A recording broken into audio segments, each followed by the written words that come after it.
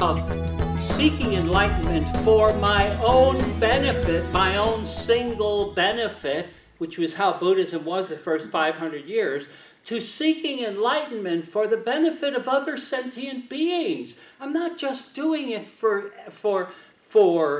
myself. I'm doing it for the world. And here's the fallout of that. Here's the fallout of that. Suddenly, Buddhism comes from this idea about guys sitting on stools or whatever else they're sitting on and kind of meditating their navels and doing all of that stuff, and that's great. They're getting enlightenment. But what about the rest of us Slavs? What about the rest of us? Well, that's where Mahayana Buddhism comes on. It's that these people seek enlightenment for the rest of the world, and that what that forces them to do is to engage with life with compassion.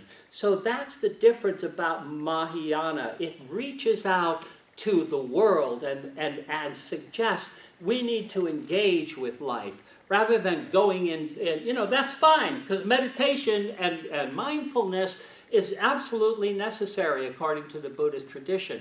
But it's not the be-all and the end-all. It is a tool that helps us to engage with the world in a meaningful way, and that engagement with the world is how we come to have meaning in our life. Oh, I think that's a beautiful idea, and that was the second great idea that changed Buddhism. The idea about a missionary, and this idea about a bodhisattva. A bodhisattva is someone who has evolved, has gotten through all that, and now he is an evolved person, but his evolution is to serve mankind, to serve other people, as opposed to, hey, I'm enlightened, screw the rest of you guys, what do I need you for? I hate to say it, but that's kind of what Buddhism was the first, not literally, but it changed. Amazing. It just changed. Now it was ready. It was available. This philosophy for all peoples, and that's how the change in Mahayana Buddhism. There's an amazing story about a guy named Shantideva, who was a 8th century Buddhist teacher monk, and he wrote something called the Dharikari Avatara, and it was Bodhikari Avatara, and it was about awakened life. And he's an amazing guy. He worked at this university, Nirnana, and it was at the time in India the largest university in the world for over 500 years. It was a huge university way back then. And he was one of the professors. And the story is, people kind of made fun of him. They thought he was lazy, that he was pretty worthless and stuff. So the story is, as a joke, they asked him to make a presentation to the faculty, the assembled, whatever they are, teachers, gurus, priests, monks, I don't know, but they were the teachers, the faculty. And he said, do you want me to talk about something old or new? And they said, talk about something new. So he come out with this Bodhikari Avatara, and he starts talking about this, and he made a spectacular entrance. When he was finished talking, when he was finished talking about it, the story is that he levitated and he floated out to the window and he said, bye everybody, and disappeared up into the sky and was never seen again. That is the story, but he left 2 copies of the Bodhikari Avatara behind him. They're almost identical, one's a little longer than the other. But he left 2 copies of this, and it is the premier, let's put it this way, the Dalai Lama has written extensive commentaries on this particular sutra. And it's really not technically a sutra, but in any event, it was referred to as a sutra. And he talks about this. And here's what Shantideva, the wisdom of Shantideva in this Bodhikari Avatara document was. He says, look, how do you become this awakened person? How do you do that? How do you live with engaged compassion with life? How does that happen? Well, he recognizes 2 forces. One is bodhicitta, and the other is karuna. Bodhicitta is a desire, a commitment, a promise, an absolute commitment to seek an awakened life, to pursue an awakened life. And there's he makes two different kinds. He talks about aspirational bodhicitta, which is how at the very beginning you say, hey, this is what I want to do. I want to do this. But it's only an aspiration at that point.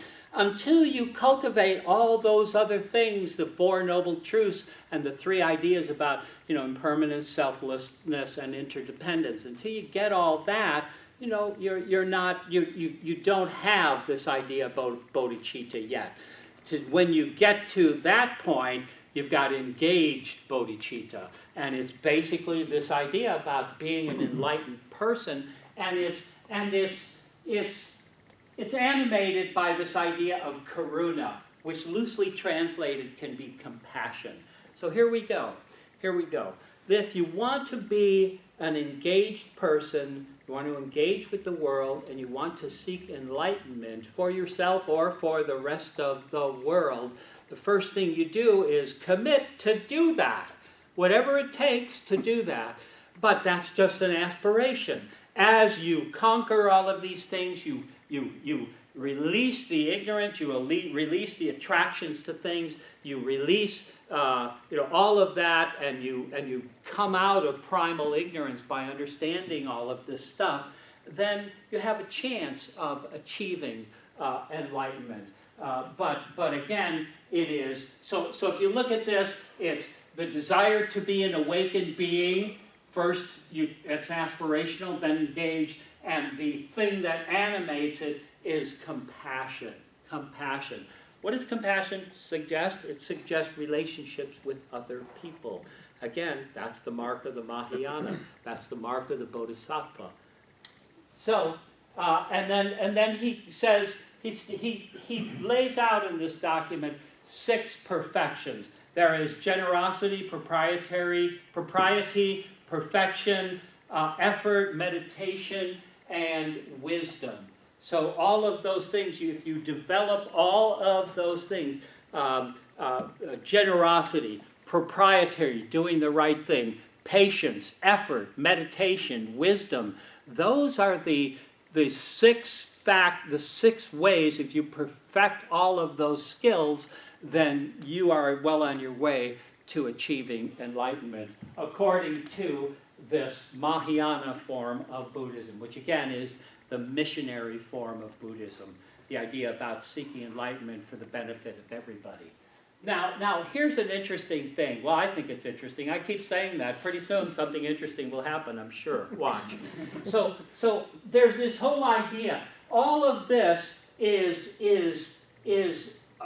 encased, if you will, or encompassed in this amazing metaphor of the Buddhist wheel. Isn't that beautiful? What a beautiful piece of art. It's a little distorted by the PowerPoint. It's actually circular, but you'd never know it from. But that doesn't matter. And it's really hard to see. But let me tell you, you go to Buddhist temples, you're going to see this, or some form of this. So I'm going to tell you what it's all about, because it's pretty interesting, I think. This might be one of the interesting things you see.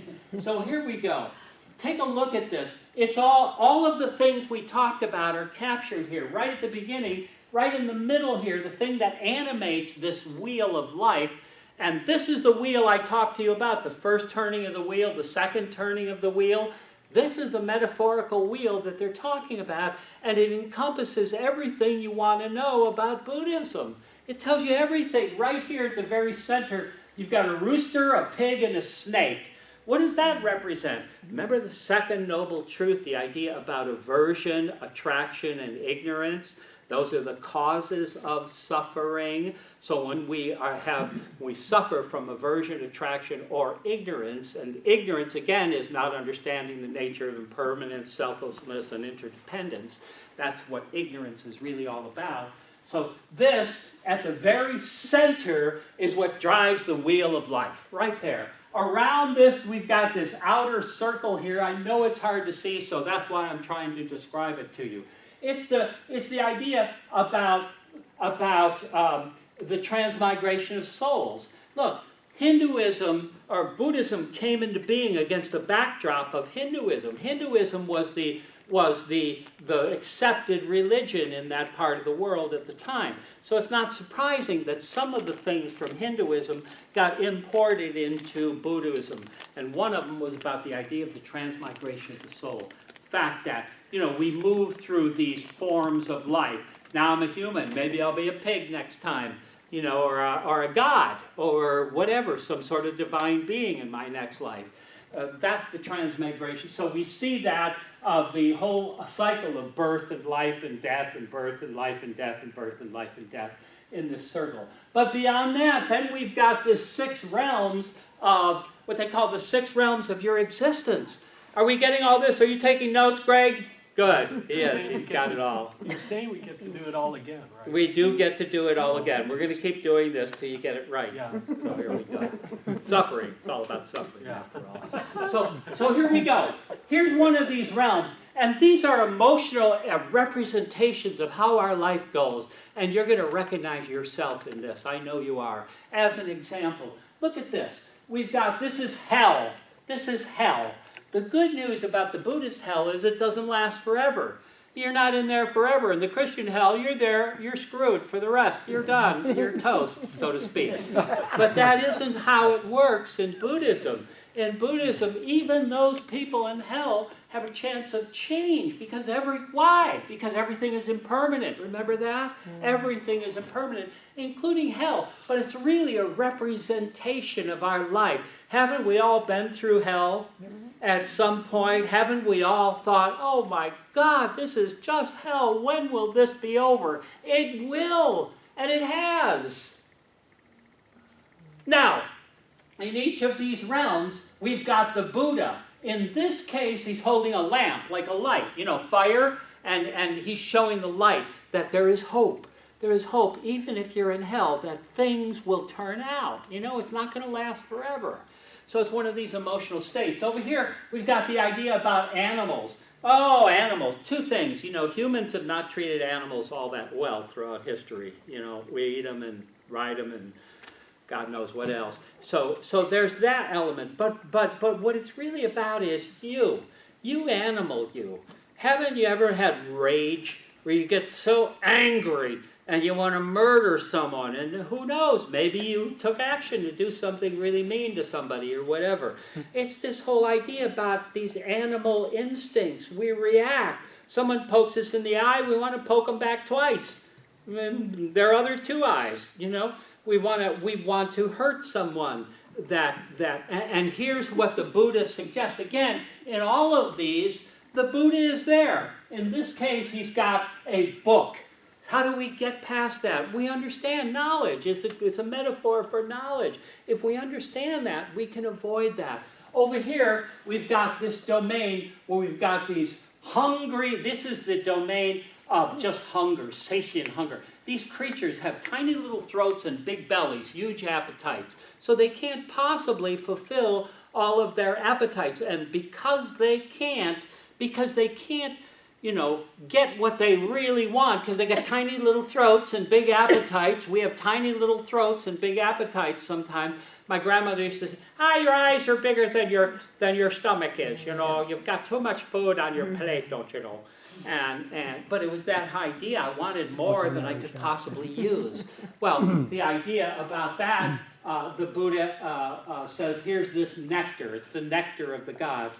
And what it really consists of is stop doing that, recognize these noble truths. So we've got these areas. These just represent our emotional states. Over here we've got the Titans. Maybe you've had times in your life where you're just on top of the world. I don't know, if you have a sport, for instance, golf or whatever it is that you're doing, and it just turns out absolutely perfect, or you've written the perfect story, or whatever it is, you're just hitting it off, and in that moment, you just feel so great. Well, the Buddha reminds you, that's great, but that's not going to last forever. You're on top of the world. I got a TV series going on right now. We're entering our 2nd season. But they may cancel us at the end of this season. I don't know. I got to recognize that it's temporary. It's temporary. Everything is temporary. And then there's this idea about, this is an interesting one. This is the domain of the gods. In Buddhism, even the gods die. what?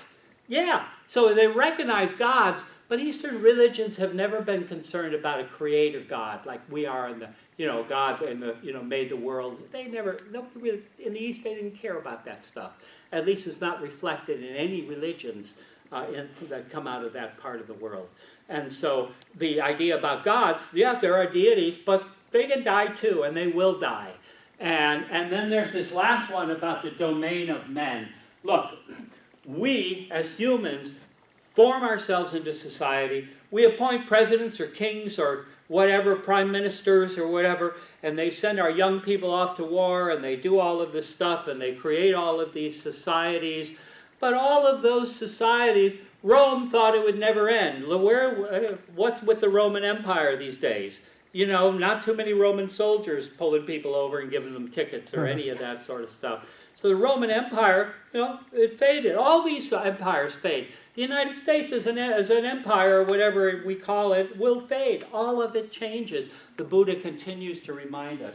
Now, there's another section here, and I'll go over it real quick. These areas here, and there's 12 of them. But again, each one of them come back to the central idea about Buddhism, which is contained right here in the middle. This idea about ignorance and attraction and aversion. So for instance, this is a guy walking with a stick. He's blind. He's blind. He's a blind guy. He can't see. We live in primal ignorance through so much of our lives. We're just kind of thrashing around, not even really thinking about it very much. So the next one is the potter's wheel. There's a guy sitting there. What are you making of your life? What kind of pot are you constructing in your life? And life is the wheel. So we are on the wheel, the potter's wheel, so to speak. What are you making of your life? That's really what that means. Over here we've got a monkey in a tree. The monkey mind, We're not practicing concentration. We're not practicing mindfulness. We let our minds go away from it. I'm guilty of this, and I haven't slept in years all night. Because I'm up night, the monkey mind, going. Oh, I got to do this. Shut up. I don't listen to me, though, when I tell myself to shut up. So there's this monkey mind. Then there's this idea about form and name floating on the river of life. Look, when we give names to something, we think that we have just defined them. And so throughout life, this is a human convention. We give something a name, we think it defines it, and boom, off on the river of life it goes. But that's this whole idea about conceptual imputation. Remember we talked about that as part of the whole idea about interdependence. We make stuff up is basically what it's about. We make stuff up about our relationships. I'll go through a few more of these. This is a house with 5 windows, 5 doors, 5 windows and doors equaling number 5, and that relates to our senses. It goes around and it talks about enjoying the fruits of life, getting married, coming together, coupling, having children. Those children grow up and die, and it starts all over again. Now up here we've got the Buddha over there, and this is the Bodhisattva of compassion up here. And basically that's the goal. We all want to be bodhisattvas of compassion, right? In the Mahayana tradition. And here's the thing. It's all held, look at this monster. He's nobody's sweetheart. He's not a pretty person. It's the god of death. And basically what it says is, look, Buddhism believes that we are all held in the jaws of death, and that death may come to us at any time. But we forget that. We don't want to face that. We don't want to think about our own mortality, about the end. And so not understanding that everything is impermanent, right, that brings us further suffering. So the whole thing is, the wheel contains all of this stuff. It's held in the jaws of death here in this, and that's really, because of that, we live in fear, we live in primal ignorance, and if we just come to understand that that's the nature of reality and there's nothing else we can do about it, we need to accept it, then that's one more step on the enlightened path toward becoming an enlightened being. So John, now your turn. You come up here and explain all that stuff, John. I want to know why death has 3 eyes. Yeah, yeah. All the better to see you with. So the third eye. And 5 babies in the hair. Yeah, yeah. Skulls. Those are Was skulls. that all skulls? I couldn't see from here. Yeah, I know. So anyway, an amazing, and there's some variations of this, but basically, this in one slide tells you all that there is about Buddhism. I suppose I could have just come out here and done that. We've been done in 5 minutes, but no. What's I'm the going fun to make in you that? suffering. Because it's about suffering. What? It's about, shut up, John. So it's a meaningful life. How do we seek a meaningful life? Because we're scared, we're fear of death. So here's what we do in response. We think that if we're good, if we, we leave a legacy or whatever, that this will give us meaning in life. Because the fear of death, that thing we saw about the god of death holding this wheel in its jaws, and basically what it's saying is that this causes us fear, and because out of that fear we seek to to create a meaningful life. A meaningful life really comes in from this perspective about engaging with humanity in compassionate ways. What can I bring to the party? That's how we develop a meaningful life, through compassion, remember bodhicitta, which was the desire to do that, and the idea about karuna, which animates it, which is compassion.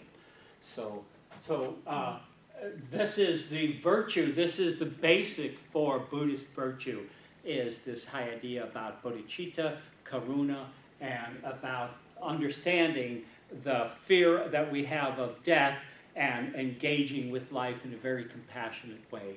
And that's how I'm going to cut through this because we're pretty much out of time. But I did want to talk very briefly about wisdom. Remember we talked about those 6 perfections. That was gratitude, propriety, patience, effort, meditation, and wisdom. Developing these qualities, these are the 6 perfections. If I do that, the thing about wisdom is perhaps maybe the most important of those. And because wisdom is what really will animate us, will let us understand the true nature of reality. That is really, the nature of reality is based upon something that is impermanent, and interdependent and selflessness, that we come to understand that. That's what wisdom does. Wisdom brings us to that point. And again, if we can come to that point, then what happens? We look at the third part of the Noble Truth, which was about the relieving of that suffering. So that helps us if we can apply wisdom and understand the nature of reality, how it really is, not how we would like it to be or how we project it to be, but how it really is, independent, interdependent, selflessness, and impermanent. When we understand all that, that's how we apply wisdom to achieve happiness. This is not unsimilar to what Aristotle was writing.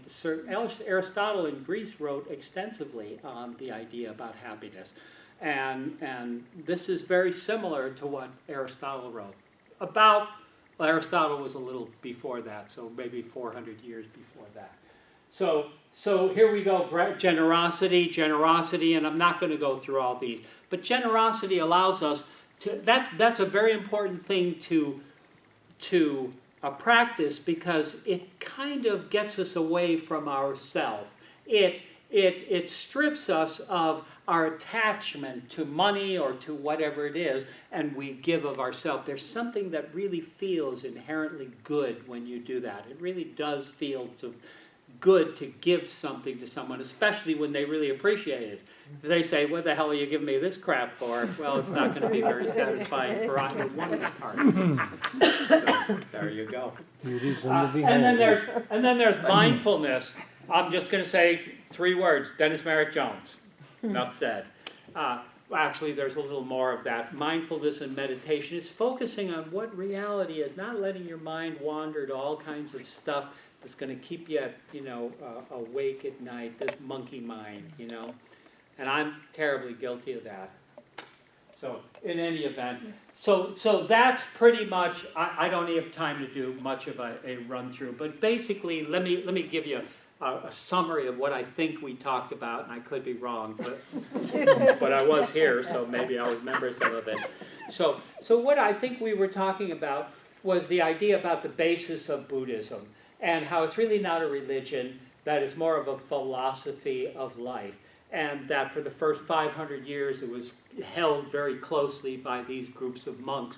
But something evolved, and it evolved into Mahayana Buddhism, which was the great vehicle. From that point on, Buddhism became a missionary tradition, and it spread throughout the world because it went through these changes. And a couple of things that changed, the two major big ideas about Mahayana that made a difference, was the idea of essenceless, in other words, without essence at all, lack of being, nothing has real being.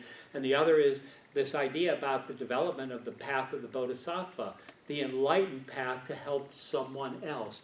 That is a major form of Buddhism. We talked about the Four Noble Truths, about the idea about suffering, the first noble truth. The second is the source of suffering.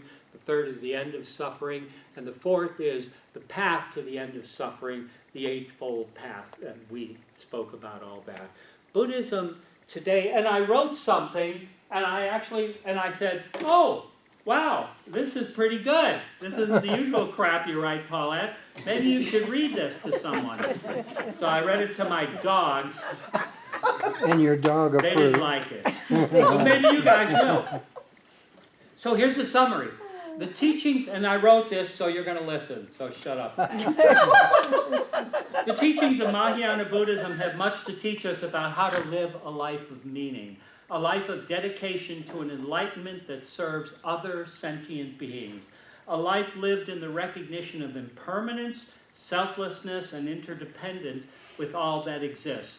We do so by following the Bodhisattva path and by cultivating the 6 perfections of generosity, propriety, patience, effort, meditation, and wisdom, and all that is reflected metaphorically in the Buddhist wheel of life. Buddhism informs us of our connection with all that exists and our moral obligation to conduct our lives with mindful recognition of our connection to other sentient beings and our moral imperative to seek enlightenment, the kind of enlightenment that engages with humanity in a positive manner to work toward the goal of alleviating suffering in this thing called life. Wow. That was pretty good, huh? Wow. Thank you.